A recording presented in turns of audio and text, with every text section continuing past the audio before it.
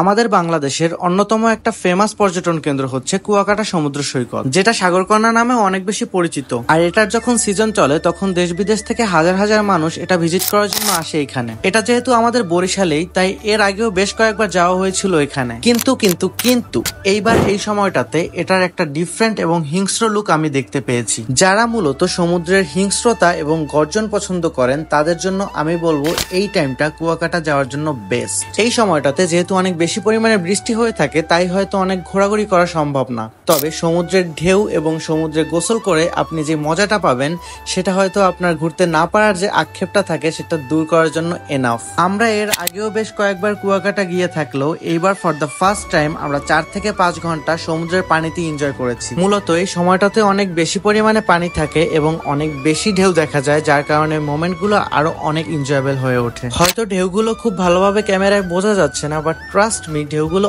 অনেক বড় বড় ছিল। যারা এর আগে কুয়াকাটা গিয়েছিলেন তারা এই ক্লিপটি দেখলে বুঝতে পারবেন পানির পরিমাণ ঠিক কতটা বেশি। এন্ড ঢেউ আর বাতাস বোঝার জন্য এই ক্লিপটা।